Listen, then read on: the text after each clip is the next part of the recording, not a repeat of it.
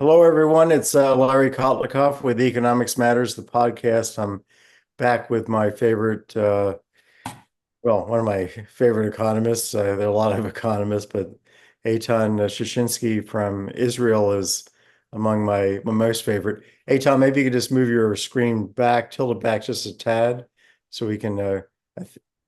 I just think the screen. Yeah, that's better. Now you're more centered. Great. So Eitan, first of all, was an early guest on the podcast with uh, Yuval Steinitz, who's the former finance minister uh, of Israel, Yuval Steinitz, and also a top security expert on Israel. And we had a very, I think, fascinating discussion. This was more than a year ago, maybe it was 2 years ago at this point.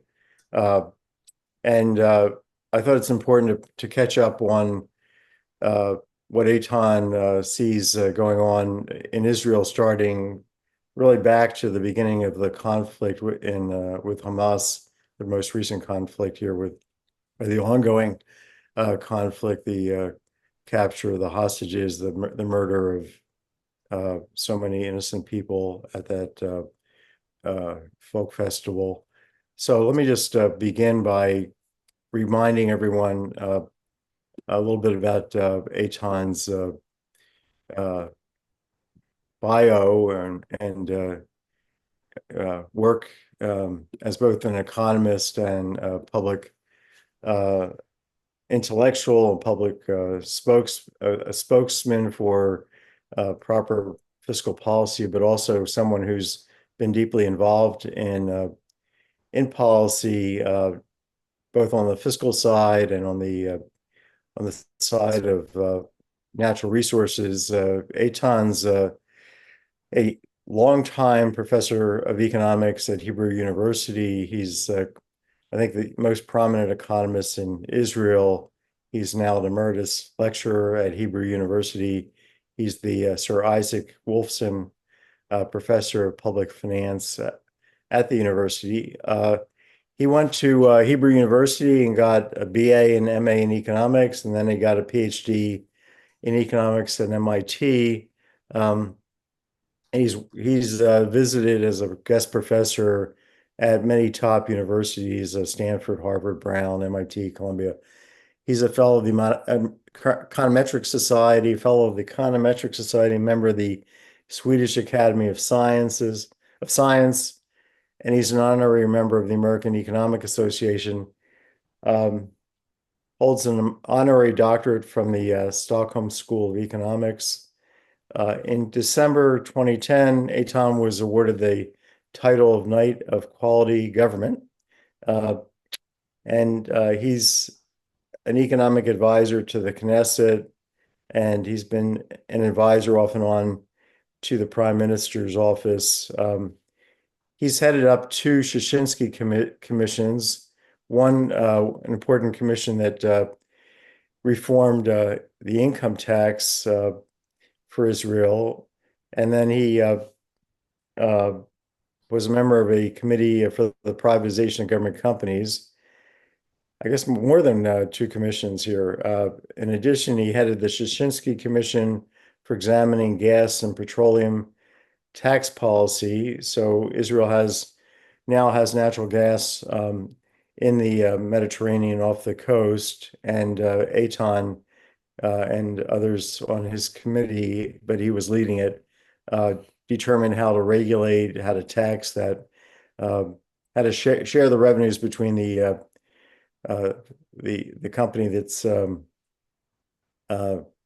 drilling the oil or the gas and and exporting and import. Well, some of it's also imported to Israel. Uh, he's also chaired many public and private companies. You don't really see this that much among academic economists. Basically, you never see it where an academic economist goes from academia, goes from public work with the government to running basically the largest conglomerate of companies in Israel, and then goes back to being an academic. And he he was I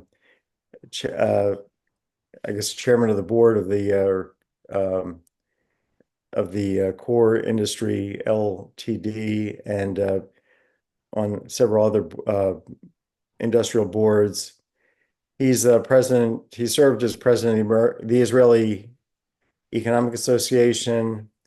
He has a book in 2007 called The Economic Theory of Annuities. And his research covers exhaustible natural resources, taxation, outsourcing, rent taxation, and concessions and franchises.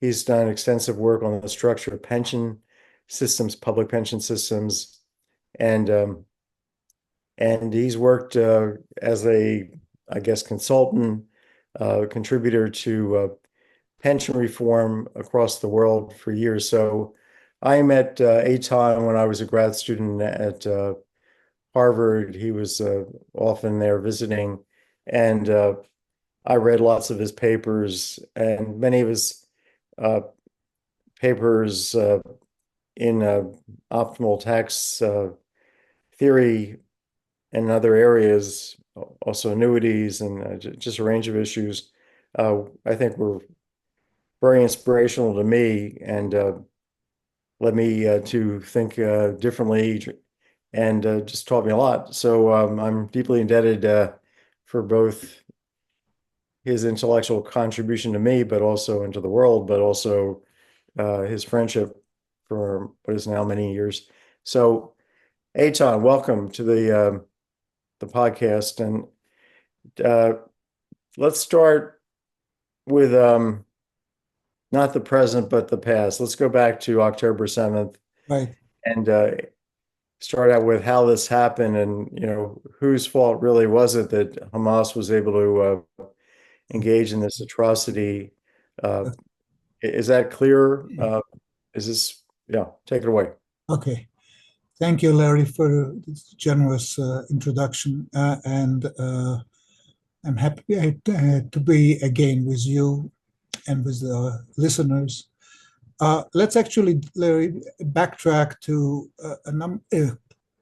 2 years before 7th of October, 2023, when Netanyahu was in.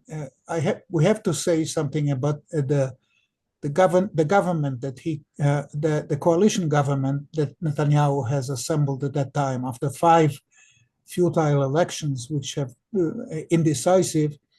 He assembled a majority of 64 out of 120. It's a slim majority, which is composed of Orthodox, ultra-Orthodox, Orthodox parties, and in particular also extreme right-wing parties, which are, for him, the position of these parties is such that they have a leverage on Netanyahu, and we'll come back to that later on, because it plays an important role, people think, I among them, in Netanyahu's decisions since the war and in the war. There were 2 issues, again, backtracking to the situation. At that time, when Netanyahu's government started its reign, then it was announced by the Minister of Justice, Yariv Levin, supported by Netanyahu, of so-called legal revolution or legal reform, they called it, but most people thought a legal revolution. I want to remind our listeners that Israel, unlike the US, doesn't have a constitution. And the legal system has regulators and guardians, in particular the Supreme Court and the various regulatory regulators in various sectors of the economy that keep Israel in following the path of that is standard for Western democracies. That at that time it was announced that they are going to plan a change, a basic change in the structure of the Supreme Court, the American listeners will understand this, the importance of this, in particular, since we don't have a constitution, and in the role of the regulators, a politicization of the advisory public service people, and this has created a tremendous uproar. Hundreds of thousands of people, unprecedented in Israel, came to the streets demonstrating against this plan, and eventually it was shelved. Although, I'll say parenthetically now, they try to bring back some parts that they have proposed at that time, and but again, it will not, I'm not sure how whether the public will accept that. At that time, Netanyahu backed down, and this so-called legal reform or legal revolution was frozen and taken off the table. Just make clear, I think, correct me if I'm wrong, but the rule that he wanted to overturn was that the Supreme Court could overturn decisions by the government, Yes. by the Knesset, if it was viewed to be Right. against the interests of Israel, against the Right. the heritage of Israel, and against democracy in Israel, and basically diminish the power of the Supreme Court and just have the majority have complete control, no checks and no balances, really. Exactly. He had a majority, so he was trying to transform Israel in whatever direction he wanted. Yes, and that is exactly why people said he's undermining the Israeli democracy, the pillars of our system, and they will not take. This was not the mandate that he was elected for, and eventually, after many weeks, 2 years actually, of demonstrations in the streets of hundreds of thousands, this is unprecedented, as I said, in Israel, they shelved it. And of course, the October 7 will also was a reason for stopping that. But again, coming later on, I'll come to the current issues in the Knesset and so forth, and they try to bring back some of these changes that they contemplated at that time. The other issue which I would like to, which was at that time and still continues, and I think the audience should understand that, is our educational system. In other words, in particular, Israel has 3 or 4 educational systems: the state-run schools, and then you have various religious schools, from state-run religious schools to Orthodox religious schools and so forth, where students actually do not learn any of the core subjects that are required for a modern society, whether algebra or mathematics or biology or whatever. And the number of religious students now could be about 150,000. Ben-Gurion, who allowed this at the time, had only several thousand, but given the demography and the birth rate of the religious sector in Israel, I'll say just one number. The birth rate in Orthodox families is in recent years about 9 children per family.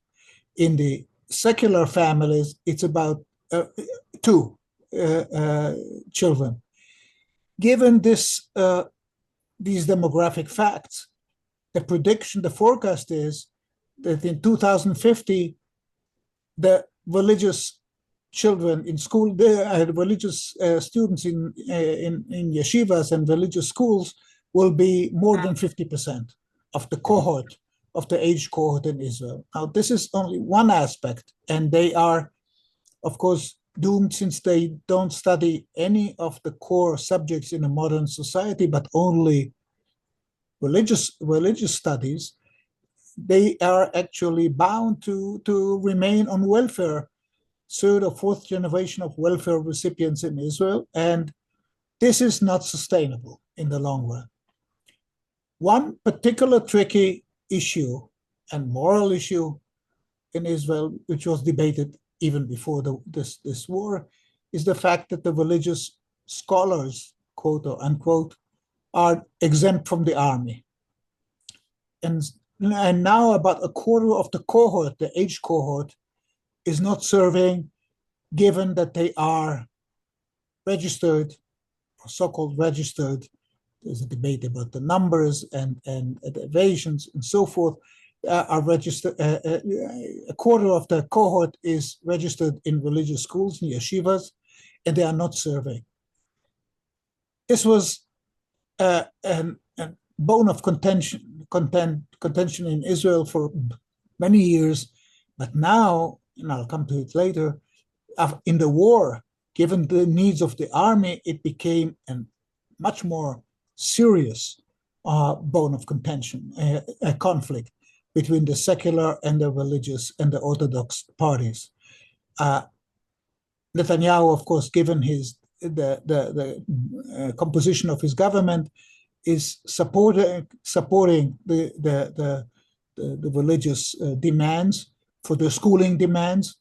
They, according again to our research in Israel, every religious scholar is getting, religious student is getting about, religious family is getting about 4,000 shekels a month, while subsidies in all forms, housing subsidies and schooling fellowships and so forth, while all the secular each secular family is paying net of all the other subsidies, Social Security and so forth, is paying in excess of 2,000 shekels. So there's a transfer, and again, I repeat that this is not sustainable. All economists, I think, will agree in Israel that this is not a sustainable situation. The question is what to do about it. The politics are such, we are in an impasse about this conflict. Now, on the draft, wasn't there recently a change where the religious Jews that everyone has to serve? I thought that was no, that was proposed by the Supreme Court, who dealt with this, said that everybody has to serve, but it has not been implemented yet. And they tried to begin, but there were riots and nothing has happened yet. This is a major problem in Israeli society at this time. No, nothing has happened yet. A number of times the Supreme Court has dealt with this and said the duty to serve in the army must be equal for everybody.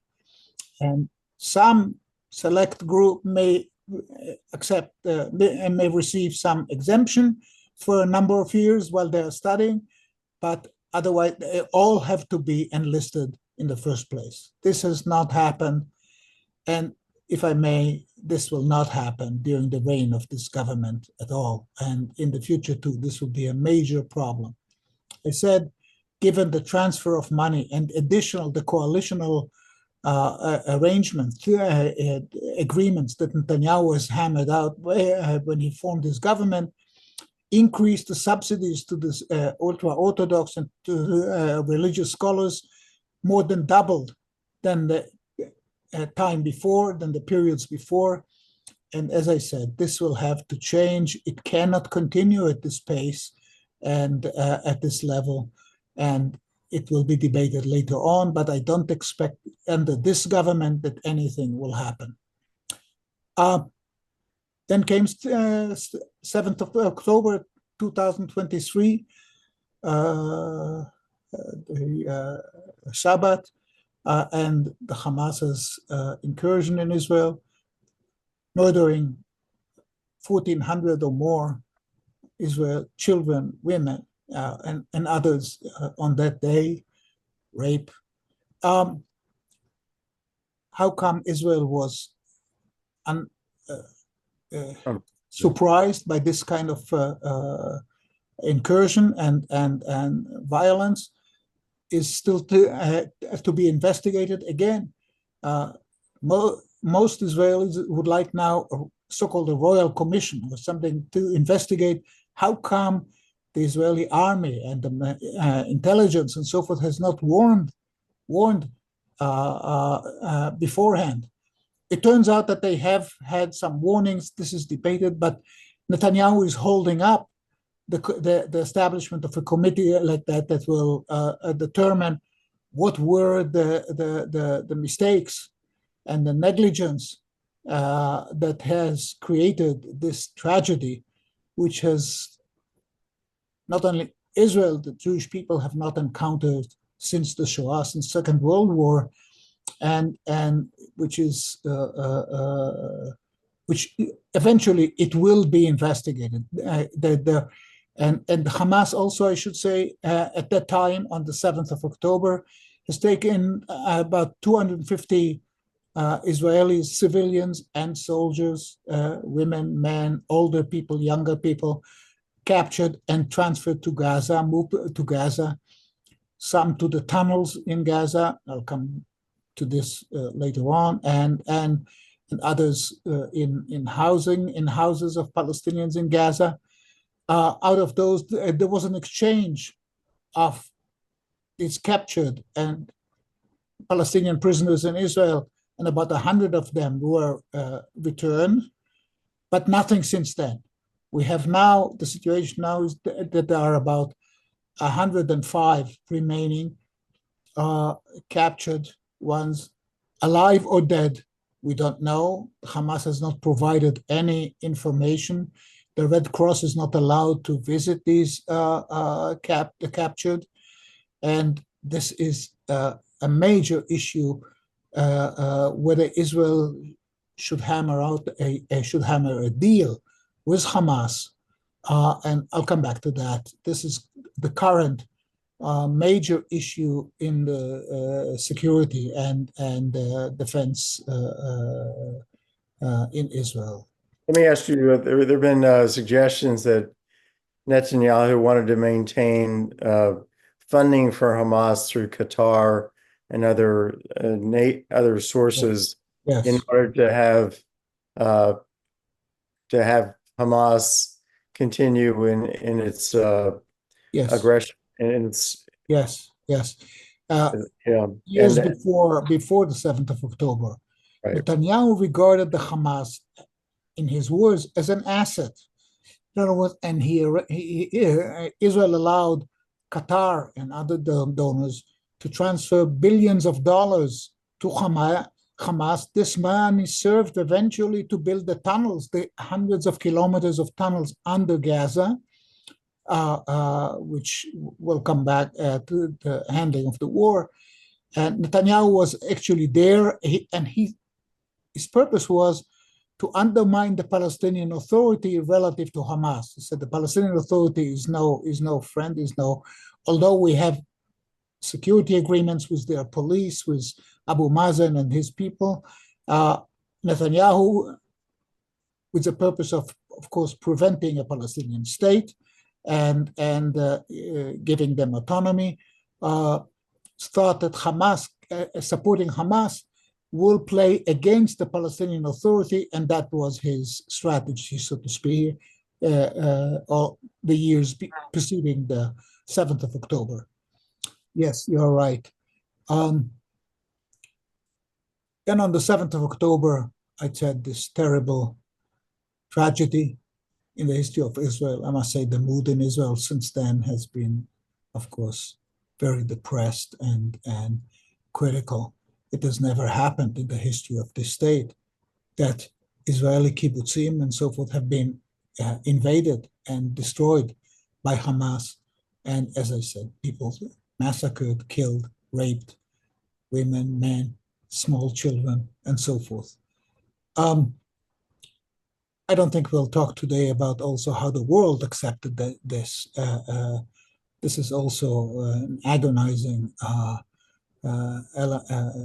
factor in Israel, that we think that the world is unjust in blaming Israel and much as was done, although I am also critical about many steps that the Israeli government has done. But in principle, the retaliation of Israel to the 7th of October, starting a campaign, a military campaign against Hamas, invading the Gaza Strip, and declaring that its goal is to annihilate, to erase Hamas's possibility, military strength, so that this will not happen ever again, and also remove Hamas from running the civilian part of the Gaza Strip, and this has not been settled yet, and perhaps I'll comment on this in a minute. Actually, the Israeli army, after this debacle on the 7th of October, has been quite successful in handling, in its tactically, in its war against Gaza. Today, I'll cut it short, they have evacuated the population in the northern part of Gaza, which is close to the Israeli border, to the south, giving them a safe path to move south. But now you have, of course, tens of thousands of refugees from the north in the southern part of Gaza, and this is a humanitarian issue which will have to be dealt with shortly. Israel has allowed, I will say right now, under pressure, U.S. in particular, to provide humanitarian food and medical means to Gaza since then. And so I think at this point, this is the minimal part that is required, and therefore Gaza is still not on the verge of a collapse, although all kind of sanitary health issues may eventually be very problematic for us. So tactically, I come back. I'm saying Israel for Israel and the Palestinians, we should say. Excuse me? Well, we should say for the Palestinians as well, obviously, for those in Gaza, this is problematic. Yeah, obviously. Yes, yes. Of course, I'll say now, since you mentioned it, I'll say Hamas's strategy at that time, or its plan was that there will be multi-stage, multi-facets war, not only in Hamas in Gaza, but the Hezbollah Shiite Muslim military organization in Lebanon has also participated with Hamas and has been bombing the northern part of Israel since then daily with drones and with rockets and so forth, supplied by Iran. Iran is the real existential. This is not an existential threat to Israel, but Iran's development since then, I'm saying parenthetically now, is an existential issue for Israel. And Netanyahu was, of course, the behind the scenes on President Trump at the time, canceling the agreement with Iran on freezing the development of nuclear arms. Now they're very close to very close. It's called a trigger nation. Iran, in a very short time, can assemble, has enough uranium to assemble an atom. But this is in itself an issue which we can talk about it separately. So that Israel, that army is now ruling over all, I would say, all of the Gaza Strip until coming down to the border with Egypt, which is called the Philadelphia zone, in which there were many. This was the life channel to Hamas for smuggling arms and everything else, cars and so forth, huge tunnels. Over 15 or 20 years, they have built a huge hundreds of kilometers inside Gaza with facilities and so forth where they can hide and stay for a long time. Israel knew about it, but not the full extent, I believe. But since then, We have still discovering the increasing tunnels, and the leadership of Hamas, in particular, the leader, the Anwar Sinwar, is Yahya Sinwar. I'm sorry, is still hiding and has not been captured. Others have been targeted and killed by Israel, by the Israel, particularly the Air Force. So the issues that are now, and you mentioned it, but and in Israel, the issue is now, why is the war so prolonged? Israel could really finish it. All the military experts are saying, 5 months ago, this is now prolonged. And I accept that and concur, by Netanyahu, mainly for his political survival. He knows that if he makes a deal with Hamas and stops the war, moves to the north to make a deal with Hezbollah under US auspices, his government is endangered, and the two extreme right-wing parties are saying they will secede from his government, and that's why he's yielding to their demands so far.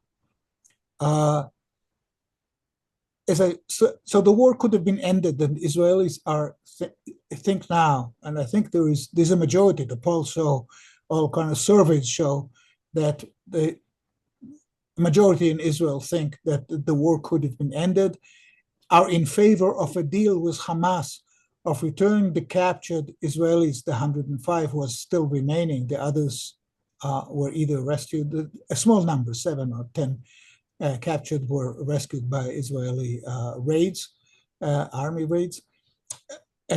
But a return of the captured ones, perhaps in 2 steps, in 2 stages, in return for stopping the war, that warfare in Gaza at this time.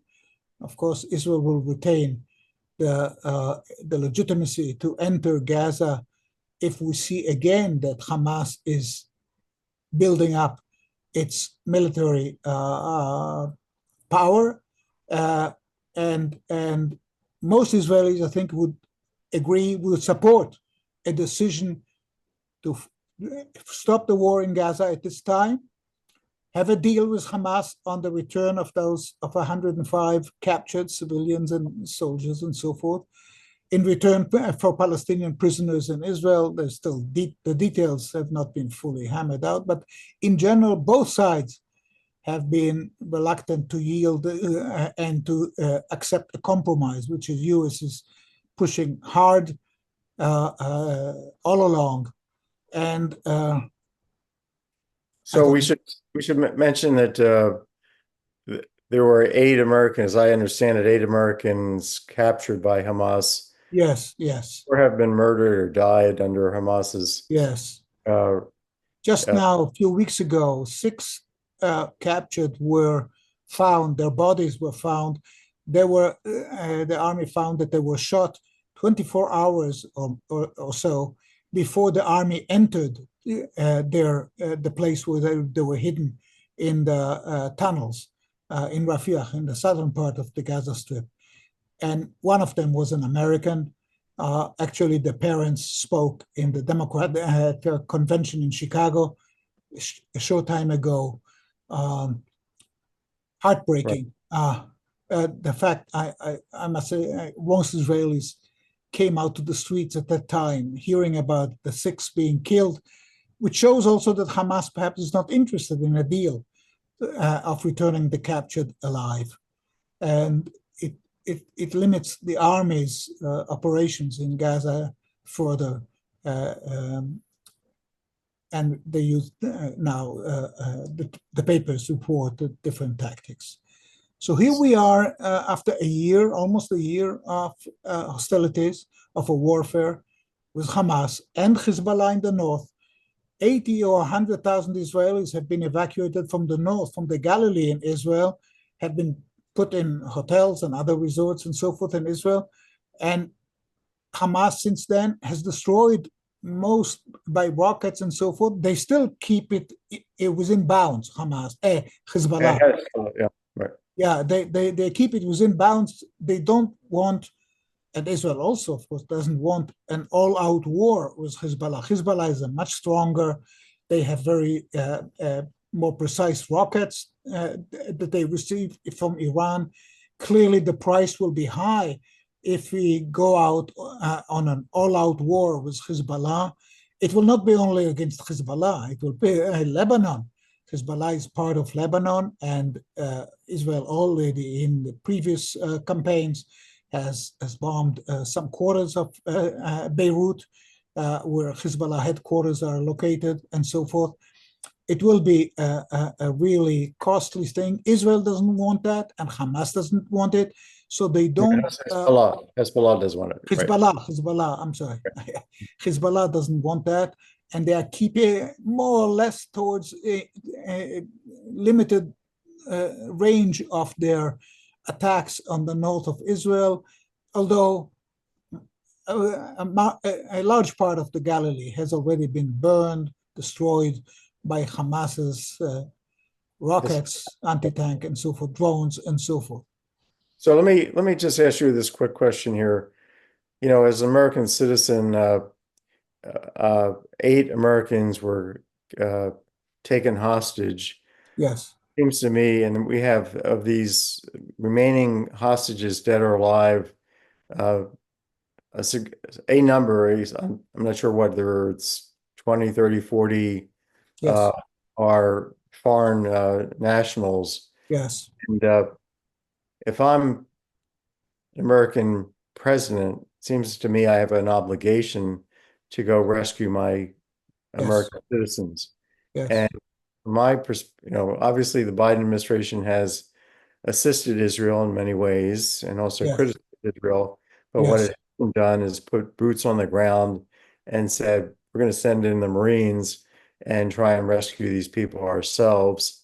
Now, maybe that was just, is a pie in the sky idea, but the notion that the U.S. should be sitting back and saying, let Israel take care of this and not be, suppose on day one, the U.S. Military had intervened into Gaza rather than Israel. And it told Iran that all your facilities, your energy infrastructure, your atomic weapons development are going to be subject to destruction unless these people are returned tomorrow. And furthermore, we're going to put an permanent embargo on your shipping of any kind.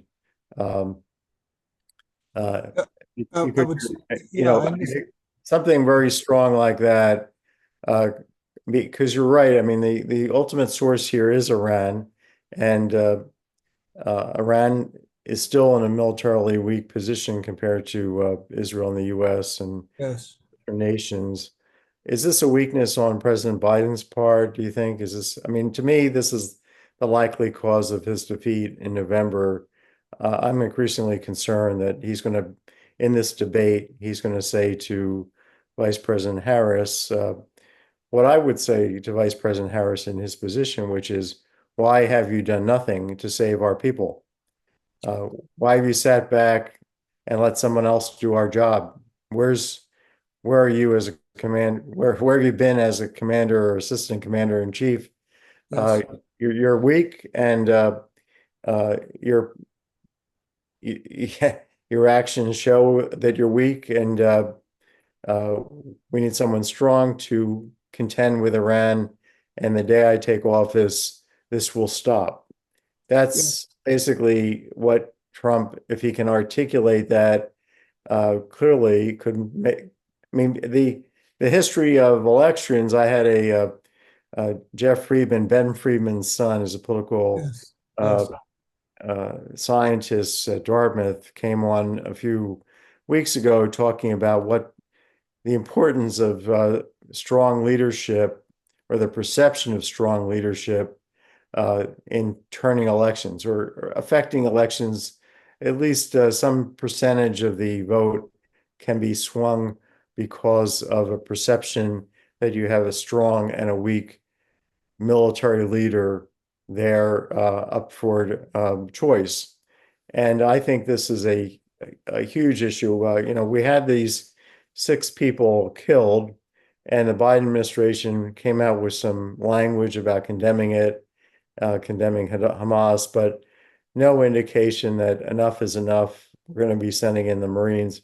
I mean, there's nothing that can prevent, or let me put it this way: if I were president, I would be. Then I wrote this in a column on my Substack site that we should have U.S. boots on the ground at this point. The U.S. should replace Israeli troops in Gaza. Israelis should leave, and the U.S. should declare a ceasefire and give warning to Iran that X, Y, and Z are going to happen if you violate the ceasefire and if the hostages are not returned in 2 weeks. Yes. That would be my resolution personally if I were in charge. Of course, I'm not. I'm just but Yeah. go ahead. Yeah. I think all in all, I don't disagree with what you said. Remember, though, this is an election year, and excluding boots on the ground, Biden has, it should be said, has provided support to Israel in many unprecedented ways. He sent ships and carriers to the Mediterranean when Iran was supposed to attack Israel, and in coordination with Israel, this attack of hundreds of rockets from Iran directly, which again, they have made a few months ago and successfully avoided. Almost none of them have made any damage. So Biden has supported, except for boots on the ground. And also I would like to point out that Israel itself has not found the location of these prisoners. The US would have similarly a very difficult task of finding where these prisoners are hidden in the various tunnels and dispersed also in various houses. Israel has already rescued a number of them from. Yeah, that's why I think the only way to get the hostages released is direct pressure on Iran. Yes, yes. That requires a very concrete set of menu for Iran. It's a trade-off. You either start losing X, Y, and Z, and it gradually accelerates to destroying your entire, or you let these people free, and then the U.S. can also impose a two-state solution with U.S. and other peace keepers in charge of security, so that a democratic government of Palestinians can actually evolve here and not be threatened by Hamas, because Hamas will no longer be. And part of this deal would be the remaining elements of Hamas go off to a nice resort in Qatar or Saudi Arabia, but some place where they can be kept under control. Just like Arafat and the PLO was shipped off to Tunisia. All this stuff seems to me much more feasible for a solution than what's going on. I think you told me, or you did tell me years ago, I mean, probably 2 decades ago, that the only way we're going to really have a solution to the conflict here is if the U.S. imposes one, because the two sides might be actually willing to take that imposition, but they're not willing to say that they're willing to accept it because of fear of retribution by religious Jews on one side and the fanatics on the other side. The same thing's true in Ukraine. True, right? I mean, the Ukrainians are, if Zelensky were to announce a peace deal with Russia that would involve maybe the Ukraine joining the EU, but Russia getting eastern Ukraine as part of its sovereign territory, not leasing it, but owning it forever, he could get assassinated, right? I mean, the Ukrainians are adamant about taking back every inch of Ukraine. It sounds, I mean, I interviewed Andrew Fesenek, who's married to Ukrainian. He's just on the podcast a couple of days ago. but I've heard other people being interviewed in Ukraine, people on the street. It's a universal belief that they have to take back every single inch of Ukraine. But if the US were to impose a solution, their negotiated solution with Russia and Ukraine behind the scenes and saying, this is it, it's over, you can lease Eastern Ukraine for 100 years and then have an option to renew. But Yes. anyway, Yeah. Okay. I agree. Everything. I concur with what you said. Let me just say the press has reported that the U.S. is, except for the boots on the ground, the U.S. is considering separate deal with Hamas, the U.S. versus and Hamas, so make a deal to release the 8 Americans that are captured there.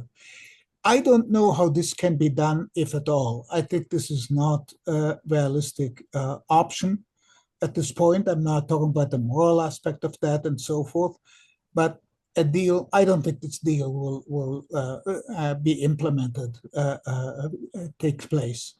The U.S. is right in pressing both sides, Hamas and Israel, to make a deal.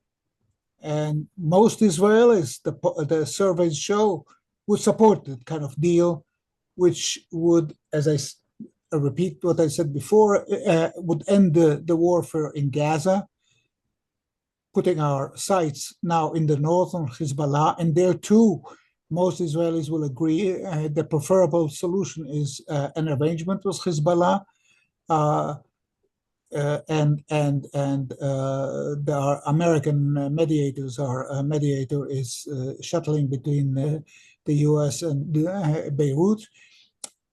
Except a war, a war with Hezbollah in the north would be an all-out war, would be much more costly to both sides, and to Israel in particular, than the war with Hamas. As I said, Hezbollah has more of the kind of weaponry and precise missiles to attack Israeli strategic points in Israel, and both sides want to avoid that.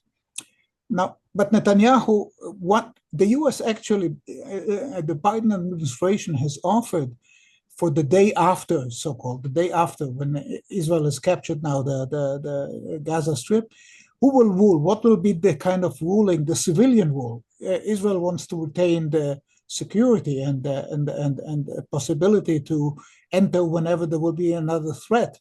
Understandable after 7th of October. This should not repeat itself ever.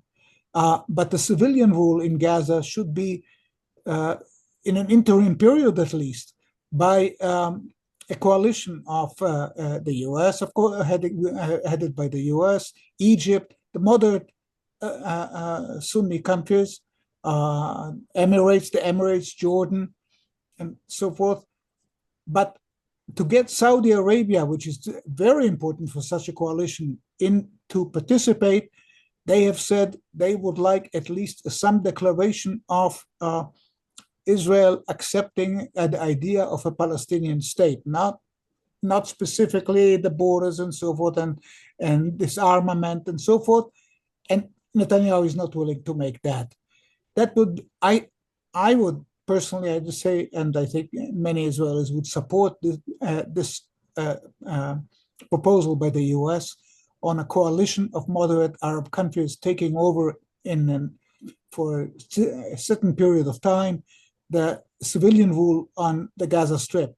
I think Netanyahu has not yet yielded on that. He has to, and given his coalition, if he would utter the word that he accepts the idea of a two-state solution, perhaps his coalition would be dissolved.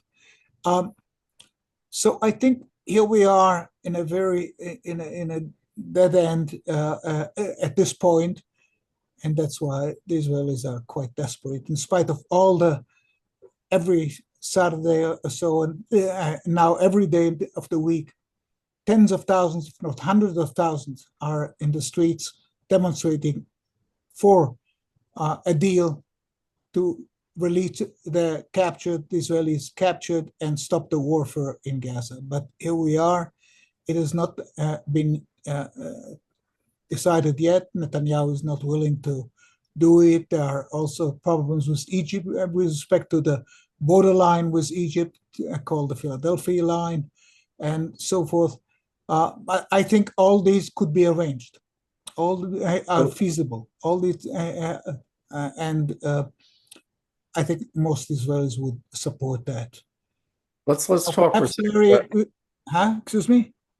Yeah, I was going to say, let's talk for a second about. Let's talk about the economy, perhaps.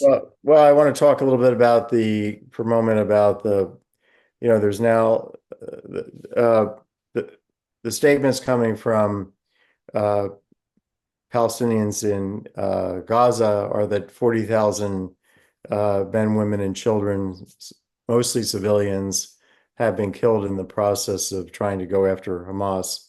Was there any way, do you think, have all these decisions been made about what to bomb, when to bomb, been made by the military, or are these somehow in the hands of people that are racist with respect to that's the general perception that has been spread around the world, that yes, there's indiscriminate killing here, and that the Jews want to drive the Palestinians out of Gaza, starve them out. What do you think? How do you respond to those accusations? Well, I think all in all, I think you're not in the government. I'm not trying to. No, I understand. Press conference here. I think the war in principle was justified after what happened. Israel had to retaliate and had to destroy Hamas. I don't want to support and vouch for all government operations, military operations, in destroying a large part, more than half of the housing, the building in Gaza, and so forth. Mostly it was aimed, I think, at Hamas people. And the number 40,000 has been mentioned, is a number that Hamas has been bringing forward. Israel has not signed on this number, has not accepted that number. And I think a large number of them have been Hamas operatives. Hamas basically has been annihilated. The military force of Hamas has been annihilated. Now, Hamas also has its operation was to find shelter in hospitals, schools, UNRWA, the UN schools, and so forth. It's very difficult for Israel, for a terrorist organization that finds shelter among civilian population, to have I don't want to call it a clean war, but I think with minimal involvement of those of civilian population. It's very difficult. And Israel, once they entered hospitals, schools, and so forth, found that the headquarters, regional headquarters of Hamas were as I said, in schools, in the underground, under the hospitals, and so forth. So Israel knew that, and in the previous campaigns and so forth, they've avoided in attacking these, in bombing these hospitals. But now, I think, given the level, but has been debated morally by some by Israelis. Was there also an element of revenge? Was it all necessary, and so forth? I think this is a very difficult question, but in principle, Israel, I think I support. Israel has a legitimate reason to have done most of what it did in Gaza, given what Hamas's attack on Israel, the killing of so many Israelis. But as I said again, Israel was tactically, I think, was successful, but Israel doesn't have a strategy. And the lack of strategy is because the government of Netanyahu is basically not functioning properly. In many ways, we haven't talked yet about the economy and society and other aspects, schooling and so forth.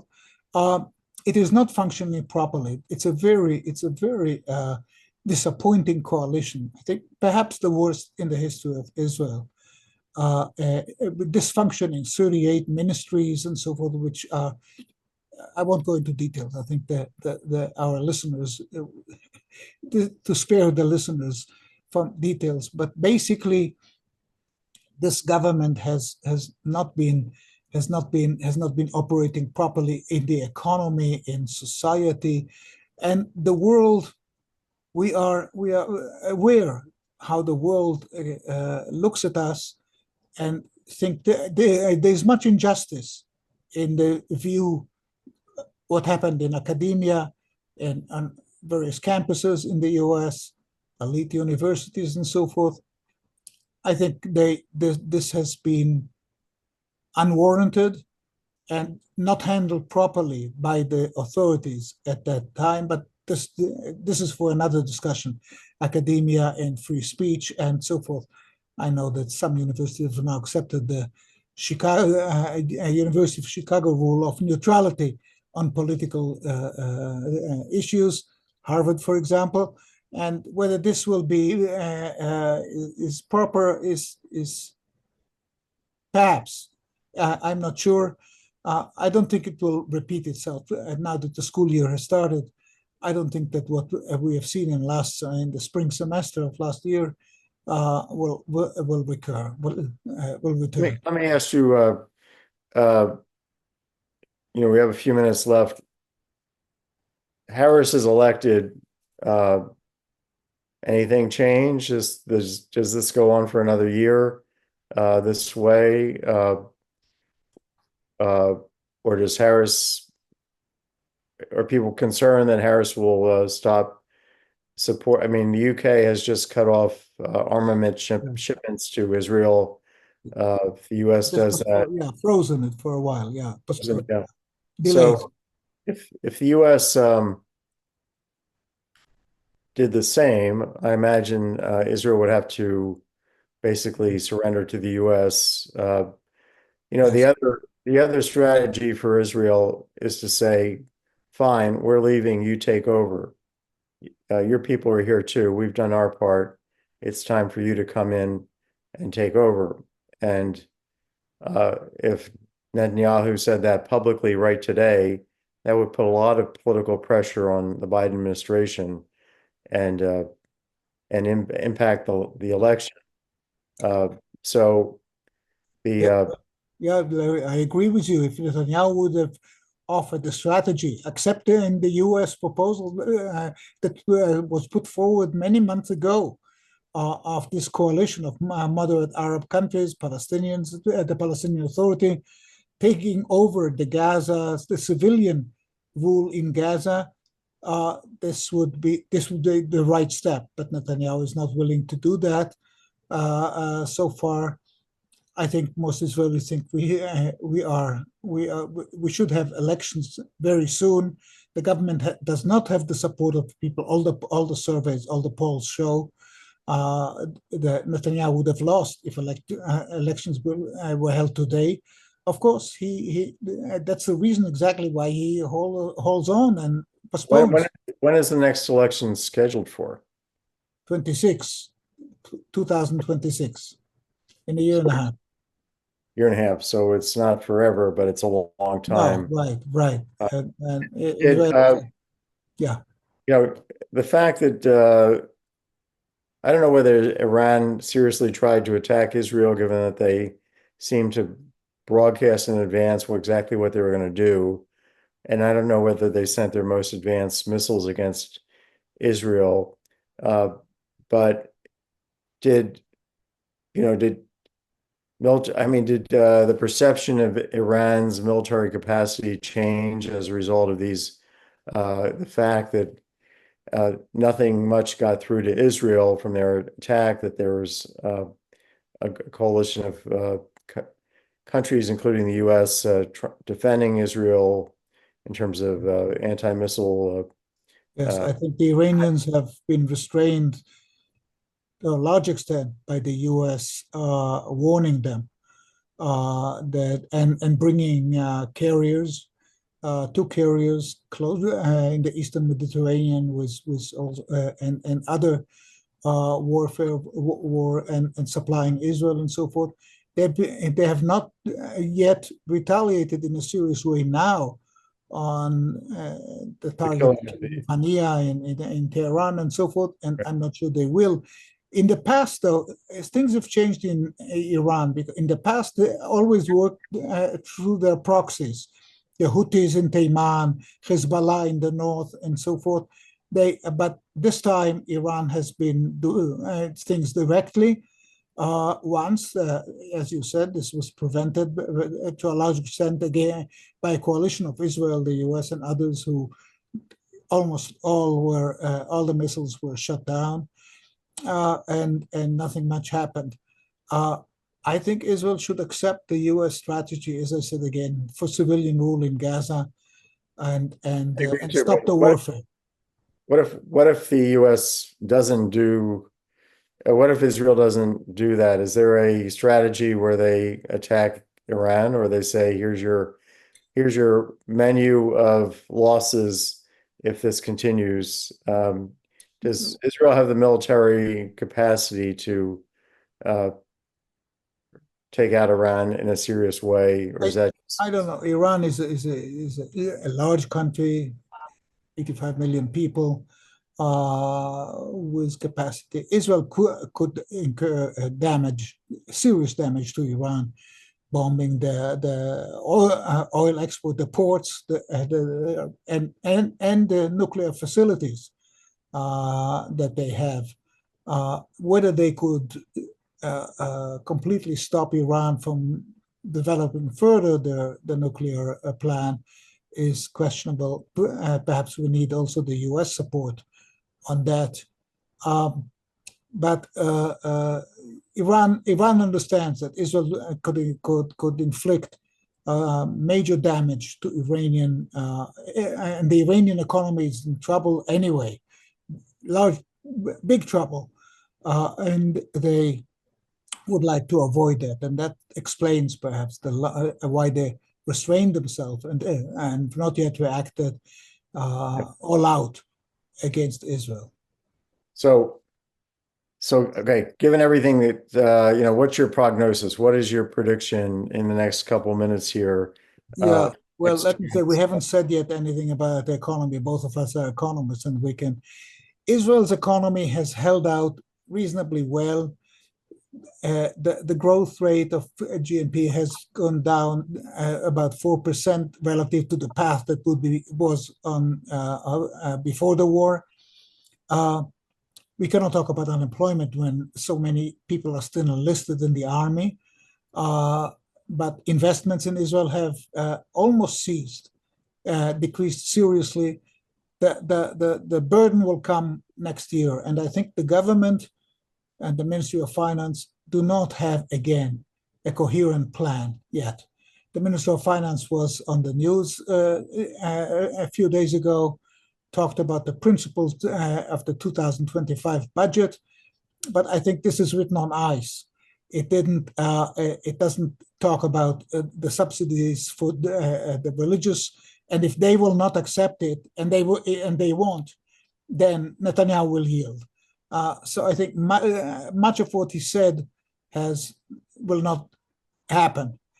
Let me raise one point in the Smotrich's, the Minister of Finance's plan, which may interest you and the listeners. A small point which was sort of neglected, I think, by the press and perhaps even by the Treasury people. They proposed that the indexation of the income tax brackets to inflation will be frozen for a year. You may recall that President Reagan has done that in 1961 and was criticized by economists, saying that this was probably undertaken because people do not understand the implications of that kind of freeze. I think this is also a mistaken instrument. This should not be done. It's a slippery slope. And people don't understand the implication, because even if you freeze it for a year and then resume the indexation to inflation, which I think is the right principle, we would like tax rules to be based on real income and not nominal income gives also the government otherwise a temptation for inflation, because their income will rise with that.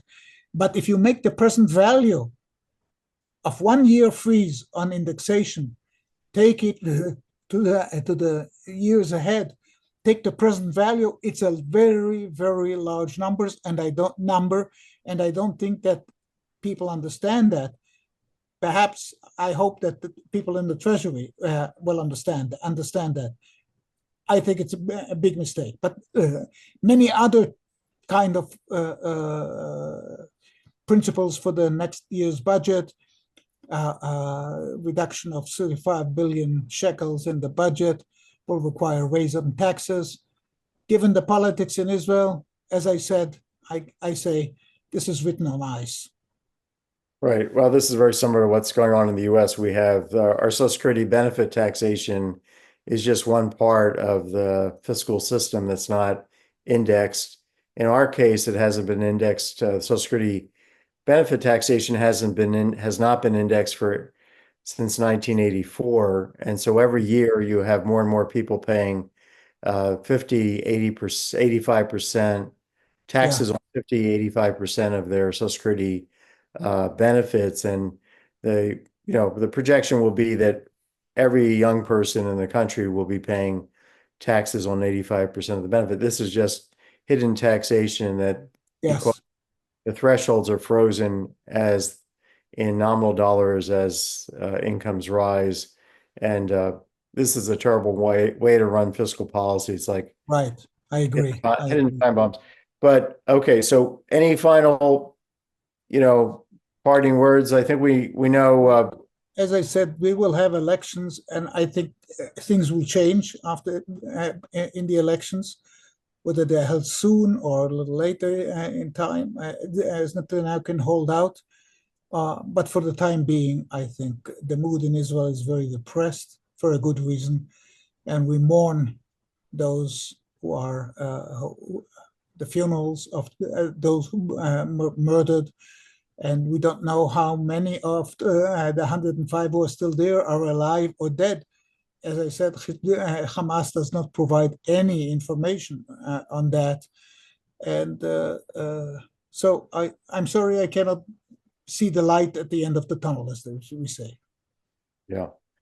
Well, fortunately, the light comes and goes, and there may be a very sunny day, let's hope, soon for both sides, for the entire area in the world, because there are solutions, I think, that are out of the box that it takes bold leadership. And yes, I agree. Let us see. Anyway, it's been a delight just to see you. Thank you, Larry. Again, Eytan, my close friend, and we will keep in touch and have you back on. So I'm going to stop the recording and thank you one more time, and best to everybody in the family. Thank you, Larry, and bless the United States. I hope your elections, I hope, will be an outcome that will be acceptable and also good to Israel. You hinted Kamala Harris's attitude to Israel. We'll see. It's now the election at Power Park. She has considerations about Michigan and others and so forth. Let's wait and see. The Economist also said we don't know how she will govern. I agree with you what you said. So let's wait and see. There's no other way. Thank you, Larry. Okay. Shalom. Take care. Shalom, shalom.